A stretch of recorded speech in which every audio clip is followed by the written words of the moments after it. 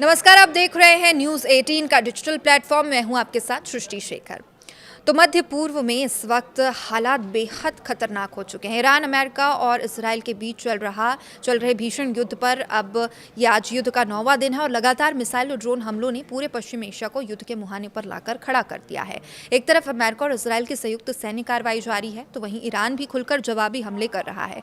अब सवाल ये बनता है कि क्या ये संघर्ष अब एक क्षेत्रीय युद्ध में बदल जाएगा।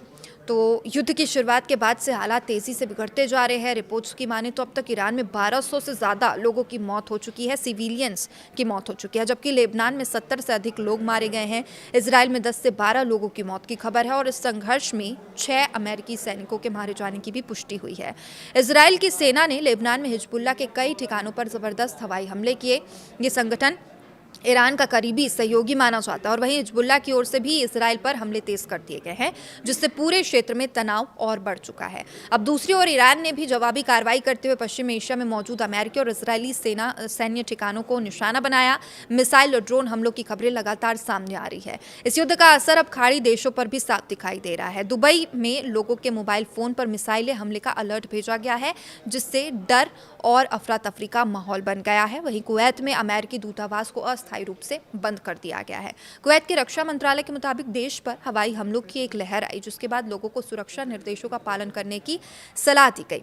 कुवैत के public institution for social security के दफ्तर पर भी हमले की खबर है, जिससे मुख्य इमारत को नुकसान पहुंचता है। इस बीच अमेरिकन राष्ट्रपति डोनाल्ड ट्रंप ने बड़ा बयान देते हुए कहा कि ईरान के वो अगले सर्वोच्च नेता के चयन में भूमिका निभाना चाहते हैं। ट्रंप ने मुस्तफा खामनोई को इस पद के लिए सही नहीं बताया और कहा कि ईरान को ऐसा नेता चाहिए जो शांति और स्थिरता ला सके। हालांकि ईरान ने इस बयान पर कड़ी प्रतिक्रिया दी। ईरानी अधिकारियों का कहना है कि वे अपने हमले जारी रखेंगे। अमेरिका इसराइल को इसका भयानक परिणाम भुगतना पड़ेगा।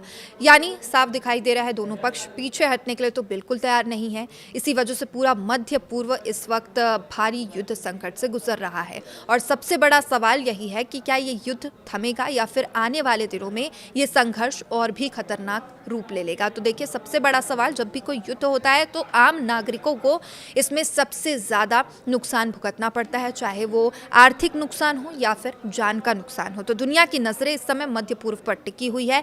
फिलहाल इस बड़ी खबर पर हम लगातार नज़र भी बनाए हुए हैं और आप देखते रहिए न्यूज़ 18 का डिजिटल प्लेटफॉर्म। नमस्कार।